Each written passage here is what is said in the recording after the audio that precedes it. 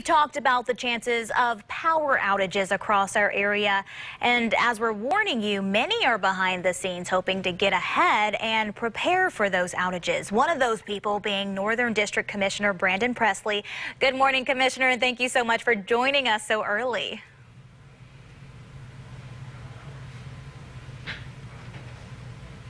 Well, we seem to be having some audio issues. Are we able to pull that audio up once again? Hey, Daniella, thank you for having me on. Well, thank you so much again for waking up so early. Now, I know you've been busy as well as our weather team, but what have you and the power companies in our area done to prepare? Well, we had a good briefing call yesterday. Of course, preparation for this winter storm really started several days ago, looking out at the forecast, knowing that bad weather was on the way. Yesterday, we had a good call with our major electric providers across the state. Right now, for instance, our electric cooperatives have secured and requested assistance from their sister companies in Florida and Georgia and Alabama and in other areas throughout the country to make sure that we've got the right personnel, the number of personnel coming in, along with materials and supplies being staged throughout the state to respond as soon as we have a breakout of outages. Right now, we've got a little over 2,000 people statewide on the tracker that are out. That number is going to increase. There's no doubt about it. I want people to be prepared for that. But we have seen an increase in our preparation. Mississippi Power, for instance, has staged their linemen all across the I-20 corridor from Meridian to Jackson.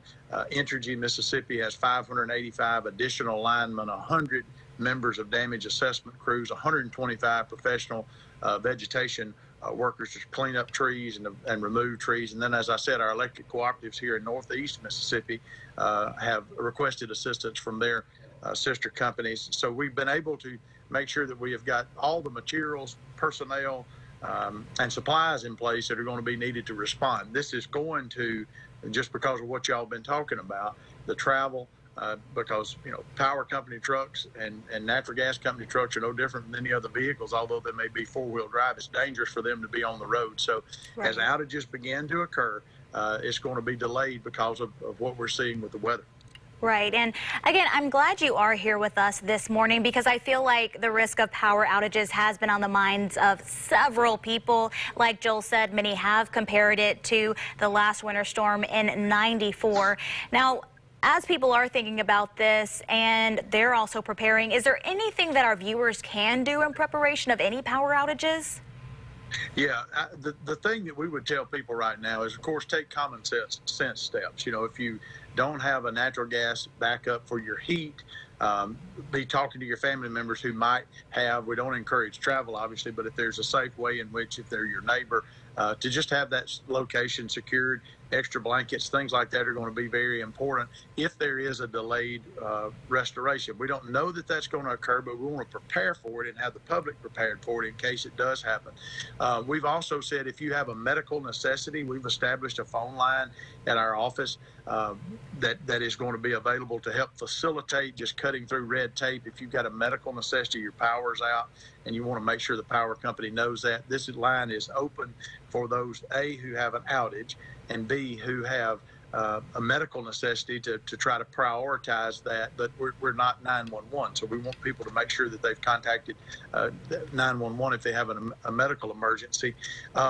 Also, you know, we think it's very important for folks to understand as this restoration happens, as I said, it's going to take some time. Traveling the roads is going to be tough.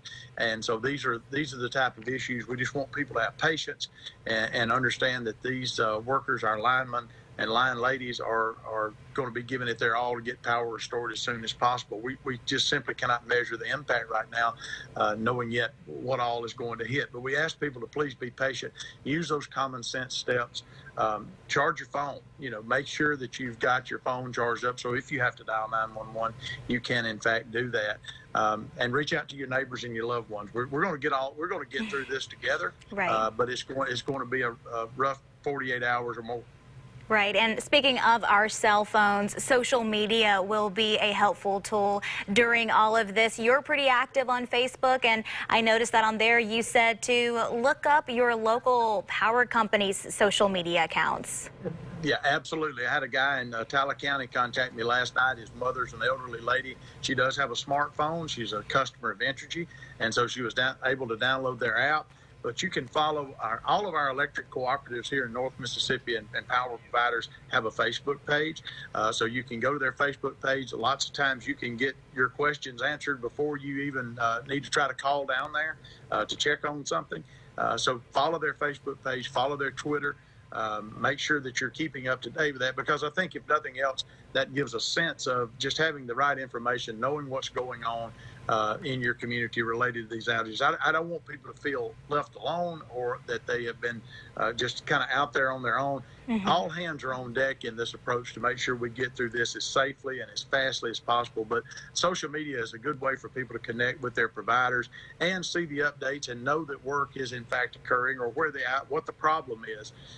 Daniella, most of the time, most of our providers here in North Mississippi automatically are notified through their electric systems and their service systems if there's an outage. Mm-hmm. And so if you don't think anybody's reported it or don't think that they know it, of course you can go ahead and call. But most of the times they know. And if you check social media, you probably will already see that they're announcing there's an outage in a certain area. Yeah, and we seem to have lost his audio. There we go.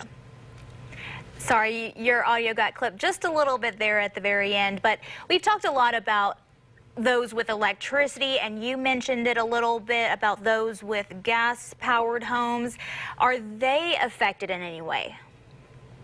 Well, right now, as of our briefing yesterday, I spoke with our two major gas companies in the state. They've assured me that they have got personnel and preparations ready. We're actually fortunate here in North Mississippi to have several gas storage fields in Monroe County and otherwise where gas companies store gas for these type of events. We know that supply will be pulled and will be used over the next 48 hours because the temperatures are dropping. They've given me assurances that the natural gas supply system is safe, that they're testing it right now for any weaknesses when it comes to a demand. If you've got everybody cutting on gas at one time, what does that do as far as pressure in the system? They're running those models and have been running them for the last several days to make sure that they're ahead of the curve.